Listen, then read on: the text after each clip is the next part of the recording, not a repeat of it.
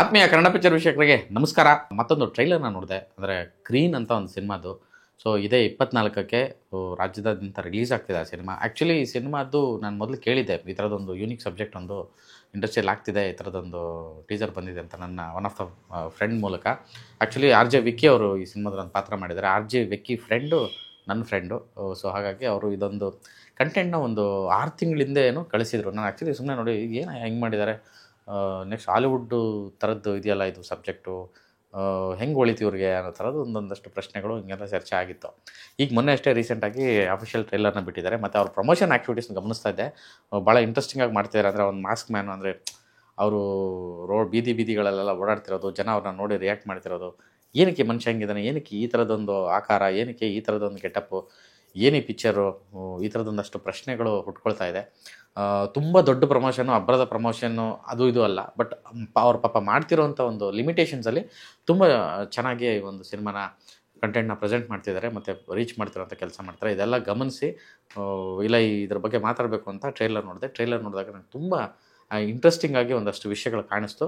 So ಅದನ್ನು ಹೇಳ್ತೀನಿ. ಅದಕ್ಕಿಂತ ಮೊದಲು ಗ್ರೀನ್ ಸಿನಿಮಾ ಸಬ್ಟೈಟ್ಲೇ ನಿನ್ನೊಳಗಿನ ರಾಕ್ಷಸನ ಕಥೆ ಅಂತ. ಅದು ನನ್ನೊಳಗೋ ನಿಮ್ಮೊಳಗೋ ನಮ್ಮೆಲ್ಲರೊಳಗೋ ಗೊತ್ತಿಲ್ಲ. ಗ್ರೀನು ಅಂದರೆ ಮೆಟಾಫರಿಕ್ಕಾಗಿ ತುಂಬ ವಿಷಯಗಳನ್ನ ಹೇಳಿರೋ ರೀತಿ ಇದೆ ಇದು. ಅಂದರೆ ಇವತ್ತಿನ ಪ್ರಕೃತಿಗೆ ಮಾರಕವಾಗಿ ಮನುಷ್ಯ ಏನೆಲ್ಲ ಮಾಡ್ತಿದ್ದಾನೆ, ಪ್ರಕೃತಿ ಮತ್ತು ಮನುಷ್ಯನ ನಡುವಿನ ಆ ಒಂದು ಸಂಘರ್ಷನ ಈ ಥರದ್ದೊಂದು ಪ್ರೆಸೆಂಟ್ ಮಾಡಿದಾರೆ ಅಂತಲೂ ಅನಿಸುತ್ತೆ. ಮೆಟಾಫರಿಕಲಿ ಡೈರೆಕ್ಟ್ರು ಒಂದಷ್ಟು ವಿಷಯಗಳನ್ನು ಹೇಳಕ್ಕೆ ಹೊರಟಿದ್ದಾರೆ ಅಂತಲೂ ಅನಿಸುತ್ತೆ. ವೈಜ್ಞಾನಿಕತೆ ಮತ್ತು ಪ್ರಕೃತಿ ಮತ್ತು ವಿಜ್ಞಾನ, ಸೊ ಈ ಎರಡನ್ನೂ ಬ್ಲೆಂಡ್ ಮಾಡಿ ಹೇಳಿರುವಂಥ ಒಂದು ವಿಸ್ಮಯದ ಕತೆ ಅಂತ ಹೇಳ್ಬೋದು. ಗೊತ್ತಾಗ್ತಿಲ್ಲ, ಅಂದರೆ ಟ್ರೈಲರ್ ನೋಡಿದಾಗ ಇದೊಂದು ಇಲ್ಯೂಷನ್ನ, ಅಂದರೆ ಭ್ರಮೇನ ಅಥವಾ ಕೆಮಿಕಲ್ ರಿಯಾಕ್ಷನ್ನ, ಒಂದು ಪ್ರಕೃತಿಯಲ್ಲಿ ಈ ಥರದೊಂದು ಸಹಜವಲ್ಲದ ಅಸಹಜ ಕ್ರಿಯೆಗಳು ನಡೀತಾವ, ಏಲಿಯನ್ಗಳ ಬಗ್ಗೆ ಕೇಳಿದ್ದೀವಿ, ಅಥವಾ ಯಾವುದೋ ಒಂದು ಕಾಡಿನ ಪುಷ್ಪ ಅಂತೆ, ಅದನ್ನು ಮೂಸಿ ನೋಡಿದ್ರೆ ನಮಗೆ ತುಂಬ ಆಯುಷು ಯಾವಾಗಲೂ ಹಂಗೆ ಇರುತ್ತೆ ಅನ್ನೋ ಥರದ್ದು, ಅಂದರೆ ನಾವು ಯಾವಾಗಲೂ ಬದುಕಿರ್ತೀವಿ ಅನ್ನೋ ಥರದ್ದು, ಮತ್ತು ನಾವು ಅಂದ್ಕೊಂಡಿದ್ದೆಲ್ಲ ಕಾಣುತ್ತೆ, ಈ ಥರದ್ದೊಂದು ಇಲ್ಯೂಷನ್ಗೆ ಹೋಗುವಂಥದ್ದು, ಈ ಥರದ ಕಥೆಗಳನ್ನ ನಾವು ತುಂಬ ಕೇಳಿದ್ದೀವಿ. ಸೊ ಆ ಒಂದು ಜಾನರ್ನಲ್ಲಿ ಗ್ರೀನ್ ಸಿನಿಮಾನ ಮಾಡಿರೋ ರೀತಿ ಕಾಣಿಸ್ತಾ ಇದೆ. ಅಂದರೆ ಒಂದು ಕಾಡು, ಮನುಷ್ಯ ಮತ್ತು ಆ ವಿಸ್ಮಯ, ಇದು ಹೆಂಗೆ ಹೇಳೋದು, ವೈಜ್ಞಾನಿಕವಾಗಿ ಈ ರೀತಿ ಇದೆಯಾ ಅಥವಾ ಇದೊಂದು ಭ್ರಮೇನ. ಸೊ ಈ ರೀತಿ ದ್ವಂದ್ವಗಳಲ್ಲಿ ಈ ಒಂದು ಟ್ರೈಲರ್ನ ನೋಡಿದಾಗ ಈ ಒಂದಷ್ಟು ದ್ವಂದ್ವಗಳು ಕಾಡುತ್ತೆ. So making wise, sounding wise ಮತ್ತು ಆ ಟ್ರೀಟ್ಮೆಂಟ್ ವೈಸು, ಫಾಂಟ್ ಡಿಸೈನಿಂದ ಹಿಡಿದು ಎಲ್ಲವೂ ಕೂಡ ಒಂದು ರೀತಿಯಲ್ಲಿ ಹಾಲಿವುಡ್ ಸಿನಿಮಾಗಳನ್ನು ನೋಡೋ ರೀತಿಯಲ್ಲಿ ಆ ಶೈಲಿಯಲ್ಲಿ ಪ್ರಯತ್ನವನ್ನು ಮಾಡಿದ್ದಾರೆ. ಈ ಸಿನಿಮಾದ ಪಾತ್ರಧಾರಿಗಳು ತುಂಬ ವಿಶಿಷ್ಟವಾಗಿ ಗಮನ ಸೆಳೀತಿದ್ದಾರೆ. ಯಾಕೆಂದರೆ ಒಂದಷ್ಟು ಗ್ರಾಫಿಕಲಿ ತುಂಬ ವಿಷಯಗಳನ್ನು ಹೇಳಿದ್ದಾರೆ. ಅಂದರೆ ಅವರು ಒಂದು ನರೇಟಿವ್ ಟ್ರೈಲರ್ನ ಬಿಟ್ಟಿದ್ದಾರೆ. ಅಂದರೆ ಈ ಸಿನಿಮಾ ನೋಡೋಕೆ ಬರೋರಿಗೆ ಒಂದು ಇನ್ವಿಟೇಷನ್ ಥರ ಒಂದು ನರೇಷನ್ನ ಮಾಡಿದ್ದಾರೆ ಟ್ರೈಲರು. ನೀವು ಗ್ರೀನ್ ಟ್ರೈಲರ್ನ ನೋಡಿದ್ರೆ ಗೊತ್ತಾಗುತ್ತೆ. ದಯವಿಟ್ಟು ನೀವು ಇನ್ನೂ ನೋಡಿಲ್ಲ ಅಂದರೆ ಗ್ರೀನ್ ಟ್ರೈಲರ್ನ ನೋಡಿ. ಗ್ರೀನ್ ಟ್ರೈಲರೇ ನಿಮಗೆ ಒಂದು ಇನ್ವಿಟೇಷನ್ ಆಗಿ ಅವ್ರನ್ನ ನರೇಟಿವ್ ಸ್ಟೈಲ್ ತುಂಬ ಚೆನ್ನಾಗಿದೆ. ಅಂದರೆ ಆ ಟ್ರೈಲರ್ ನೋಡಿದಾಗ ಸಿನಿಮಾ ಬಗ್ಗೆ ತುಂಬ ಕುತೂಹಲ ಹುಟ್ಟುತ್ತೆ, ತುಂಬ ಪ್ರಶ್ನೆಗಳು ಹುಟ್ಟುತ್ತೆ. ನಾನು ಇವಾಗ ಏನೆಲ್ಲ ನಾನು ಮಾತಾಡ್ತಾ ಇದ್ದೀನಿ, ಈ ದ್ವಂದ್ವಗಳು ನಿಮ್ಮನ್ನು ಕಾಡುತ್ತೆ. ಸೊ ಅಲ್ಟಿಮೇಟಾಗಿ ಸಿನಿಮಾ ನೋಡಬೇಕು. ಸಿನಿಮಾ ನೋಡಿದಾಗಲೇ ಗೊತ್ತಾಗುತ್ತೆ ಆ್ಯಕ್ಚುಲಾಗಿ ಏನಿದೆ ಅಂತ. ಬಟ್ ತುಂಬ ಕುತೂಹಲ ಆಗಿದೆ. ಸೈಂಟಿಫಿಕ್ ಥ್ರಿಲ್ಲರ್ ಅಥವಾ ಈ ರೀತಿಯಾದಂಥ ಮಿಸ್ಟೀರಿಯಸ್ ಥ್ರಿಲ್ಲರ್ಗಳನ್ನು ಇಷ್ಟಪಡೋರಿಗೆ ಈ ಸಿನಿಮಾ ಹೇಳಿ ಮಾಡಿಸಿದಂತೆ ಆಗಿರುತ್ತೆ ಅನ್ನೋದೊಂದು ನನ್ನ ಅನುಭವಕ್ಕೆ ಬಂದಂಥ ವಿಷಯ. ಗೋಪಾಲ್ ದೇಶಪಾಂಡೆ ಅವರು, ಬಾಲಾಜಿ ಮನೋಹರ್ ಅವರು, ಆರ್ ಜೆ ವಿಕ್ಕಿ ಪ್ರಮುಖವಾಗಿ ಕಾಣಿಸ್ಕೊಂಡಿದ್ದಾರೆ ಸಿನಿಮಾದಲ್ಲಿ. ಸೊ ಕ್ಯಾರೆಕ್ಟರ್ಗಳು ಕಡಿಮೆ ಕಾಣಿಸ್ತಾ ಇದ್ದರೂ ವಿಚಿತ್ರವಾದ ಕ್ಯಾರೆಕ್ಟರ್ಗಳು ತುಂಬ ಕಾಣಿಸ್ತಾ ಇದೆ ಈ ಸಿನಿಮಾದಲ್ಲಿ.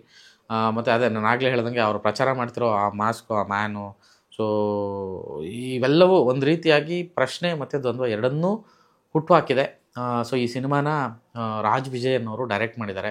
ರಾಜ್ ವಿಜಯ್ ಜೊತೆಗೆ BN ಸ್ವಾಮಿ ಅನ್ನೋರು ಪ್ರೊಡ್ಯೂಸು ಮಾಡಿದ್ದಾರೆ. ಸೊ ಈ ಸಿನಿಮಾ ಕಂಟೆಂಟು ನಾನು ಆಗಲೇ ಹೇಳ್ದಂಗೆ ನನ್ನ ಫ್ರೆಂಡ್ ಆಫ್ ಫ್ರೆಂಡ್ ಅಂತ ಹೇಳಿ ಒಂದು ಒಳ್ಳೆ ಸಿನಿಮಾ ಆಗಿದೆ. ಇದನ್ನು ರಿಲೀಸ್ ಮಾಡೋದಕ್ಕೆ ಅಥವಾ ಪ್ರೆಸೆಂಟ್ ಮಾಡೋದಕ್ಕೆ ಅವರು ಹುಡುಕಾಡ್ತಿರೋಂಥ ಸಂದರ್ಭದಲ್ಲಿ ಇತ್ತೀಚೆಗಷ್ಟೇ ನೀವೆಲ್ಲ ನೋಡಿದ್ರೆ ಮಾರ್ನಮಿ ಸಿನಿಮಾ ವಿಚಾರವಾಗಿ ಗುಣಾದ್ಯ ಪ್ರೊಡಕ್ಷನ್ಸು, ನಿಶಾಂತ್ ಅವರು ತುಂಬ ಚೆನ್ನಾಗಿ ಇಂಡಸ್ಟ್ರಿಯಲ್ಲಿ ಒಂದು ಹೆಸರಾಗ್ತಿದೆ. ಸೊ ಅವರು ಗುಣಾದ್ಯ ಪ್ರೊಡಕ್ಷನ್ಸು ಮಾರ್ನಮಿ ಸಿನಿಮಾನು ಮಾಡ್ತಾಯಿದ್ದಾರೆ. ಸೊ ಗುಣಾದ್ಯ ಪ್ರೊಡಕ್ಷನ್ಸ್ನ ನಿಶಾಂತ್ ಅವರು ಈ ಒಂದು ಸಿನಿಮಾನ ನೋಡಿ, ಈ ಕಂಟೆಂಟ್ನ ನೋಡಿ ಇಷ್ಟಪಟ್ಟು ಅವರೇ ಖುದ್ದು ಈ ಸಿನಿಮಾನ ಪ್ರೆಸೆಂಟ್ ಮಾಡಿ ರಿಲೀಸ್ ಮಾಡ್ತಿದ್ದಾರೆ. ಸೊ ಒಂದು ಆಸಕ್ತಿದಾಯಕವಾದಂತಹ ಮತ್ತು ಒಂದು ಅಭಿರುಚಿ ಇರುವಂತಹ ಹೊಸದಾಗಿ ಏನೋ ಮಾಡಬೇಕು ಅನ್ನುವಂತಹ ಎಲ್ಲ ಸಿನಿಮಾ ನಿಪುಣರು ಸೇರಿಕೊಂಡು ಮಾಡಿರುವಂಥ cinema green cinema. So October 24ಕ್ಕೆ ಸಿನಿಮಾ ರಿಲೀಸ್ ಆಗ್ತಿದೆ. ಕಂಟೆಂಟು ತುಂಬ ಪ್ರಾಮಿಸಿಂಗಾಗಿ ಕಾಣಿಸ್ತಾ ಇದೆ, ಇಂಟ್ರೆಸ್ಟಿಂಗಾಗಿ ಕಾಣಿಸ್ತಾ ಇದೆ. ವಿಜ್ಞಾನ, ವಿಸ್ಮಯ, ಭ್ರಮೆ, ಇದನ್ನು ಹೆಂಗೆ ಡಿಫೈನ್ ಮಾಡಬೇಕು, ಯಾವ ಜಾನರ್ನ ಡಿಫೈನ್ ಮಾಡಬೇಕು, ಅದೇ ನಾನು ಆಗಲೇ ಹೇಳ್ದಂಗೆ ತುಂಬ ಮೆಟಾಫರಿಕ್ಕಾಗಿ ಈ ಒಂದು ಸಿನಿಮಾನ ಪ್ರೆಸೆಂಟ್ ಮಾಡಿದ್ದಾರೆ. ಆ್ಯಕ್ಚುಲಿ ನಾನು ಈ ಕಂಟೆಂಟ್ನ ನೋಡಿದ್ಮೇಲೆ ಈ ಕಂಟೆಂಟು ಮಧ್ಯೆ ಒಂದಷ್ಟು ವಿಷಯಗಳಿಗೆ ನಾನು ಕಳೆದ ವರ್ಷ ಕಾಡು ಮಳೆ ಅಂತ ಒಂದು ಸಿನಿಮಾ ಬಂದಿತ್ತು. ಕಾಡು ಮಳೆ ಸಿನಿಮಾ ಕೂಡ ಬರೀ ಕಾಡಲ್ಲೇ ನಡೆಯುವಂಥ ಒಂದು ಕಥೆ ಆಗಿತ್ತು.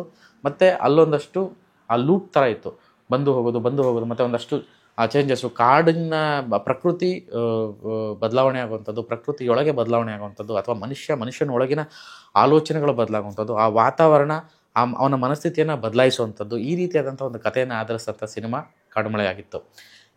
ಈ ಒಂದು ಟ್ರೈಲರ್ ನೋಡಿದಾಗ ಕೆಲವೊಂದು ವಿಷಯಗಳಿಗೆ ನನಗೆ ಆ ರೀತಿಯಾಗಿ ಅನ್ನಿಸ್ತಾ ಇದೆ. ಬಟ್ ಗೊತ್ತಿಲ್ಲ ಇವ್ರು ಎಕ್ಸಾಕ್ಟ್ಲಿ ಇಂಥದ್ದೇ ಜಾನರ್ ಅನ್ನೋದಕ್ಕೂ ಬಿಟ್ಕೊಟ್ಟಿಲ್ಲ, ಹಾಗೆಯೇ ಇದು ಹೀಗೆ ಇರುತ್ತೆ ಅಂತ ಹೇಳೋದಕ್ಕೂ ಆಗ್ತಾಯಿಲ್ಲ. ಆ ರೀತಿಯಾದಂತಹ ಒಂದು ಕ್ವಶನ್ ಮಾರ್ಕಲ್ಲಿ ಈ ಒಂದು ಕಂಟೆಂಟ್ನ ಬಿಟ್ಟಿದ್ದಾರೆ.